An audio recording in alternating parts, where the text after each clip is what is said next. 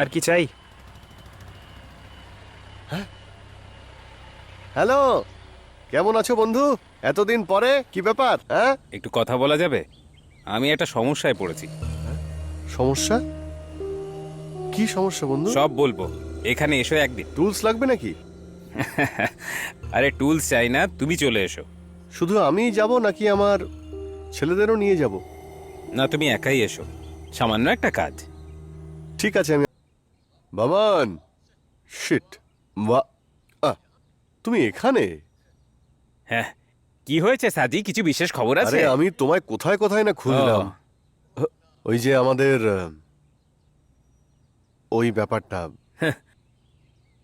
ওই অ্যান্টনির ব্যাপারে। হুম। ও পড়াশোনা করতে গিয়েই প্রেমে পড়েছিল। হুম। তো সবারই হয়, তাই না? হ্যাঁ। আর নিজেকে কন্ট্রোল না করতে পেরে একটা মেয়েকে খুব বাজেভাবে ও রেপ করেছিল। হুম। সেই জন্যে ওর ওই মানসিক সমস্যার জন্য চিকিৎসাও হয়। হুম? আর তারপর ঠিকও হয়ে যায়, আর তারপর ও চাকরিও পেয়ে যায়। আমি বলেছিলাম না যে আগের অ্যাক্সিডেন্টের জন্যই এই সব কিছু হয়েছে। তাহলে এবার কি করবে? এখন তো আমি কিছু বুঝতে পারছি না। তুমি কিছু বুঝতে পারলে? এই লোকটা খুব একটা সুবিধার নয় মনে হচ্ছে। না, ব্যাপারটা তেমন নয়। এসব তো অনেক পুরনো দিনের কথা। হুম। এখন তো ঠিক আছে। হুম।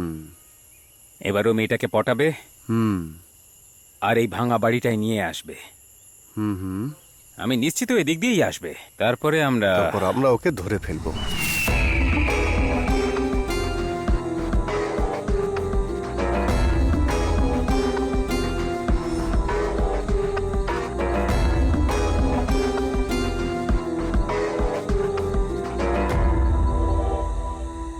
যদি দরকার পড়ে তাহলে ও কবরস্থানটাও ব্যবহার করবে।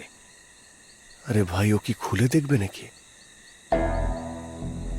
যখন ও নিজেই নিজের কবর খুঁড়ছে তখন আমাদের আর কি চাপ? শুধু মজা দেখো। বন্ধু, ওকে একবার ভিতরে যেতে দাও, তারপর ওকে শেষ করে ফেলবো। আরে কি বলছো? এই, তুমি অস্ত্র বের করো না, শুধু ওকে ফলো করো। ও গাড়ি নিয়ে গেলে আমাদের সুবিধাই হবে। হ্যাঁ, ঠিক আছে বন্ধু।